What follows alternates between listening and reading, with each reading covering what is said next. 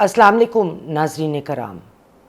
Indian educational minister Dharmendra Pradhan ने CJP के मुतालबे के आगे घुटने टेक दिए और वो इस्तीफ़ा देने पर अपनी पोजीशन से मजबूर हो गए। कॉकरोच जनता पार्टी का कहना है कि जब तक उनके बकाया 3 मुतालबात माने नहीं जाते वो मूवमेंट को कॉल ऑफ करने की कॉल नहीं देंगे, बल्कि धर्मेंद्रा के रिज़ाइन करने के बाद मूवमेंट और ज़्यादा ज़ोर पकड़ चुकी है। अभिजीत दीपक या दिपके जो इस पार्टी के फाउंडर हैं, वो कहते हैं जो उनकी दूसरी शर्त है इस इस्तीफ़े के बाद कि जब तक 1 करोड़ रुपया हर जाने के तौर पे उन स्टूडेंट्स के लवाहिकीन को नहीं दिया जाएगा, जब उनकी अमवात नीट पेपर के लीक के बाद पुलिस के तशद्दुद की वजह से हुई, वो अपना एहतजाज जारी रखेंगे। इसके अलावा भी वो कहते हैं कि 2 ऐसे मुतालबे हैं जो वो बताएंगे।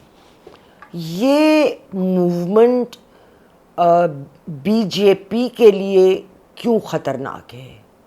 बीजेपी को इसकी वजह से क्या नुकसान हो सकता है आने वाले इलेक्शंस में? हम आज इस प्रोग्राम में इस एंगल से बात करेंगे। मेरे साथ रहिए।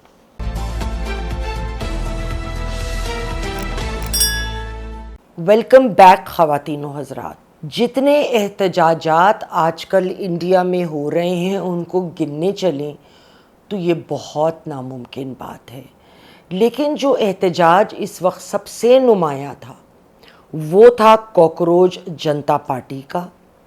हज़ारों स्टूडेंट्स और बेरोज़गार लोग जो डिग्रियां लेकर फिर रहे हैं मगर नौकरियां नहीं मिल रही, उनको ज्वाइन किया कांग्रेस की लीडरशिप ने, उनको ज्वाइन किया गरीब फार्मर्स ने और मुख्तलिफ तबके के लोगों ने उनको ज्वाइन किया हुआ है इस एहतजाज में। अब पार्टी मेंबरान पर पुलिस का शदीद क्रैकडाउन चलता रहा है, लेकिन फिर एक वक्त वो आया कि मजबूरन जो उनके एजुकेशन मिनिस्टर हैं उनको इस्तीफ़ा देना पड़ा। राहुल गांधी ने भी पीएम मोदी के सरकारी रिहाइश के बाहर धरना दिया और हमने वीडियोस देखी कि किस तरीके से उनको इंतहाई नाज़ेबा तरीके से, मैं कहूँगी, उनको वहाँ से रिमूव करा गया। अब सवाल ये है कि मोदी सरकार जो है वो क्यों इस कदर दबाव का शिकार है एक एकदम ऐसी पार्टी से जो अभी अभी ही उभर कर आई है। ये जानने के लिए थोड़ा सा हमको कॉकरोच जनता पार्टी के बारे में जानना ज़रूरी है, तब हम जड़ के मामले तक पहुंच पाएंगे। कॉकरोच जनता पार्टी या सीजेपी मई के दरमियान उभर कर निकली जब सूर्यकांत जो चीफ जस्टिस हैं सुप्रीम कोर्ट के, उन्होंने स्टूडेंट्स को कॉकरोचेस का खिताब दिया। अब इस लफ्ज़ के ख़िलाफ़ नौजवान नस्ल में इंतहाई गम गुस्से की लहर दौड़ गई। नाज़रीन कराम, मेरे ख़्याल में किसी भी शख्स का जो एक मोतबर पोजीशन पर है, ख़ुसूसन एक जज जो सुप्रीम कोर्ट का चीफ जस्टिस भी हो और उसका काम जजमेंट देना तो बनता है, मगर सब्जेक्टिव डेरोगेटरी वर्ड्स का इस्तेमाल बिल्कुल नहीं बनता किसी भी जज का, चाहे वो मैजिस्ट्रेट ही क्यों ना हो। तो चीफ जस्टिस तो बहुत बड़ी बात है। किसी को कहना कि वो एक काकरोच है, ये एक गाली समझा जाता है हमारे माशरे में। यानी हमारा कल्चर और इंडिया में जो कल्चर है एशियन, वो बड़ी हद तक ओवरलैपिंग है। इसलिए ज़मीन पे ये रेंगने वाला कीड़ा घरों के कोने खुदरों और कचरे के डब्बों में पाया जाता है اور اتنا حقیر مانا جاتا ہے، اتنا بے حیثیت مانا جاتا ہے کہ آپ اپنی چپل یا جوتے کے تلے اس کو مسل سکتے ہیں۔ کاکروچ سیاست بی جے پی کے گلے پڑ گئی ہے۔ بی جے پی جس آئیڈیالوجی کو لیتے ہوئے چلتی رہی ہے وہ ہے صرف ہندوؤں کی برتری۔ انڈیا نے اسکول اور ہائی اسکولز بنا لیے، مگر وہاں تعلیم کا معیار اس قدر پست ہے۔ جو میرے ایک کانٹیکٹ سے، اپنے سوچ سے وہاں بات ہوئی، کچھ میرے جاننے ملنے والے جو انڈیا کے علاقوں میں ہیں، وہ آن گراؤنڈ یہ بات کرتے ہیں کہ یہ ڈگری لے کے جب ہمارے بچے نوکری کے لیے جاتے ہیں تو ان کو نوکری نہیں ملتی، کیونکہ ان کا سٹینڈرڈ اگر کبھی لیٹس سے گریجویشن کا ادھر تھا تو وہ ادھر آ گیا ہے، 10ویں جماعت کا ادھر تھا تو ادھر آ گیا ہے۔ تو کوئی ڈگنیفائڈ نوکری ان کو ملنے کا سوال ہی پیدا نہیں ہوتا۔ اسی لیے ایگزام پیپرز جب لیک ہوئے تو کاکروچ جنتا پارٹی نے اس کے خلاف ایک آواز بلند کی۔ اس کے لیے سب سے پہلا انہوں نے ایجوکیشن منسٹر کا برطرفی کا مطالبہ کیا، اور جس مطالبے کو منوانے میں وہ کامیاب بھی ہوئے۔ اصل میں پرابلم کیا ہے؟ مودی سرکار نے بااختیار لوگوں کو حکومت میں رکھا ہوا ہے، وہ ان کی حکومت کا، سرکار کا حصہ بنے رہے ہیں، جبکہ سی جے پی اس وقت بہت فریجائل پوزیشن میں ہے، کمزور پوزیشن میں میں کہوں تو غلط نہیں ہوگا۔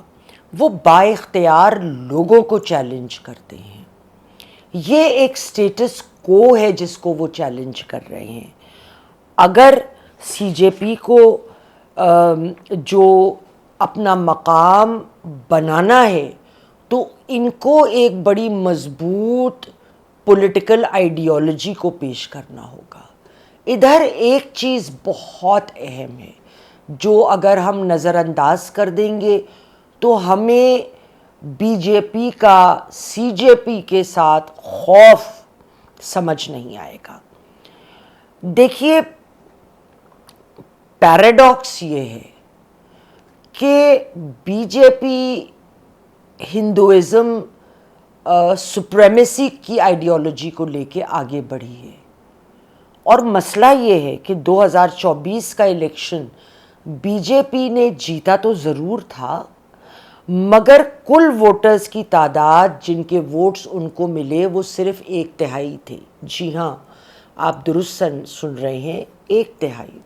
اب باقی 2/3 یا تو مختلف پارٹیوں میں بٹے، اور بٹنے کا مطلب تھا کہ ان کے ووٹ ٹوٹے، اور دوسرا بہت سارے لوگوں نے ووٹ دیے ہی نہیں کیونکہ وہ ایگزسٹنگ سٹیٹس کو سے بہت نالاں تھے۔ بی جے پی کی طاقت میجورٹی ووٹس پہ کبھی بھی نہیں رہی۔ اس کی 3 بنیادیں ہیں۔ Number 1 cost alliances, number 2 regional alliances, اور نمبر 3 اپوزیشن پارٹی کے ممبران جو ڈیفیکٹ کر کے اور اپنے ذاتی مفاد کے لیے بی جے پی میں آئے۔ سی جے پی اس وقت منظر عام پر نمودار ہوئی جب بی جے پی سطحی طور پہ تو مضبوط نظر آتی ہے، مگر اس کی گورننس بالکل کھوکھلی ہے۔ ان کی اس گورننس کا ایک مثال ہم مقبوضہ کشمیر میں بھی دیکھتے ہیں، اور جو بھی ہندوز ہونے کے علاوہ دوسری کاسٹس کو بلونگ کرتے ہیں ان کے ساتھ بھی دیکھتے ہیں۔ جو بنیادی آئیڈیالوجی ان کی ہے اس کو سی جے پی یا کاکروچ پارٹی چیلنج کر رہی ہے، مگر مان لیتے ہیں کہ حکومت 1 کروڑ روپیہ بھی دے دیتی ہے ان اسٹوڈنٹس کے لواحقین کو جو پولیس کے تشدد کا نشانہ بنے۔ باقی 2 جو ان کے مطالبات ہیں جو ابھی منظر عام پر کھل کے نہیں آئے ہیں ان کو بھی مان لیتی ہے۔ لیکن پھر کیا ہوگا؟ سی جے پی کا مستقبل کیا ہوگا؟ کیا وہ فزل آؤٹ کر جائے گی, تتر بتر ہو کے بکھر جائے گی؟ اس چیز کو اوائڈ کرنے کے لیے اگر وہ واقعی قومی سطح پر مضبوط چینج لانا چاہتے ہیں, بدلاؤ لانا چاہتے ہیں, تو انہیں ایک بے انتہا مضبوط پولیٹیکل آئیڈیالوجی کو پیش کرنا ہوگا. ناظرین کرام, میں ہوں آپ کی میزبان یاسمین آفتاب علی. چینل یاسمین آفتاب علی, پروگرام یاسمین آفتاب علی کے ساتھ. پروگرام پسند آیا ہو لائک کریں, شیئر کریں, کمنٹ باکس میں دینا کمنٹ اپنا نہ بھولیے. چینل کو پلیز ضرور سبسکرائب کیجیے. انٹل دی نیکسٹ ٹائم, خدا حافظ.